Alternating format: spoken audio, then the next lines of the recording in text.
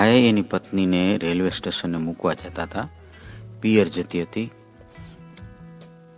એવી સલાહ આપતા હતા કે ખાવામાં ધ્યાન રાખજે, વહેલી સૂઈ જાજે, છોકરાનું ધ્યાન રાખજે, આવું બધું. પણ જેવી ટ્રેન ઉપડી અને સીટી વાગી અને ભાઈ એકદમ રંગમાં આવી ગયા અને નાચવા માંડ્યા. તો એક ભાઈ એની સામે મળ્યો અને પૂછ્યું કે ભાઈ આટલા બધા કેમ હરખાવ છો? તો એમને કીધું કે મારી પત્ની છે ને પિયર ગઈ છે, પણ તમે કેમ મોઢું ચડાવેલા ફરો છો?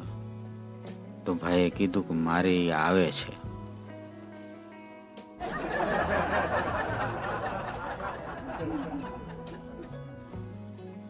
પતિ પત્નીના આવા જોક કેમ ઊભા થયા હશે, તમે ક્યારે વિચાર્યું?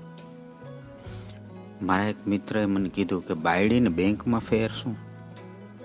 મેં કીધું હું બેંકમાં હતો એટલે મને ખબર છે કે બેંકમાં તમે પૈસા મૂકો ને એ પાછા મળી શકે. એક બીજા ભાઈએ પૂછ્યું કે બાયડી અને બારવટિયામાં ફેર શું? મેં કીધું કે બાયડી અને બારવટિયામાં એટલો જ ફેર કે બારવટિયા એક જ વાર લૂંટે તમને.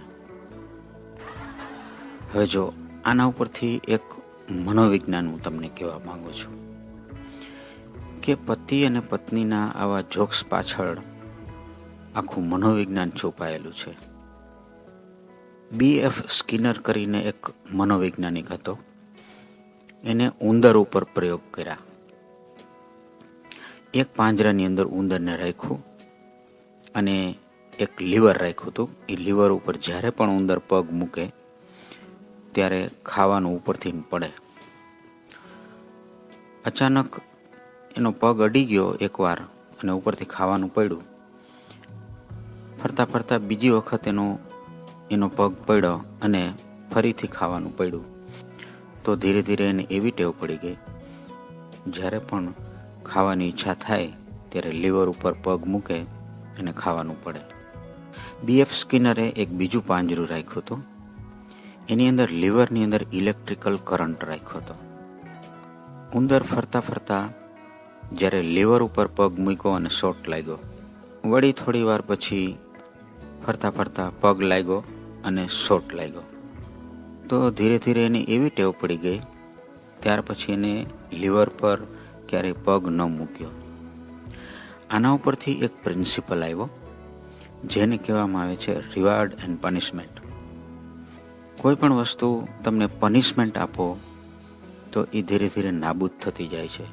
કૂતરું જ્યારે ઘરની અંદર પ્રવેશ કરતું હોય અને તમે એક વખત જોરથી લાકડી મારી હોય તો એ બીજી વખત આવતા ડરે છે અને આવતું નથી.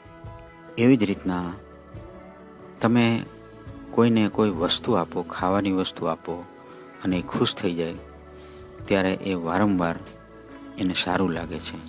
તો રિવાર્ડ અને પનિશમેન્ટ એ કોઈ વસ્તુ આપવી અથવા તો એને દુઃખદાયક માર મારવો એ પણ નથી. રિવાર્ડ એ એક તમારું સ્માઇલ પણ હોઈ શકે અને પનિશમેન્ટ એ તમારા ડોળા કાઢીને જોવું પણ હોઈ શકે. આપણે એકબીજાને કેવી રીતના રિવાર્ડ અને પનિશમેન્ટથી નવાજીએ છીએ એ બહુ જરૂરી છે. એક દાખલો આપું.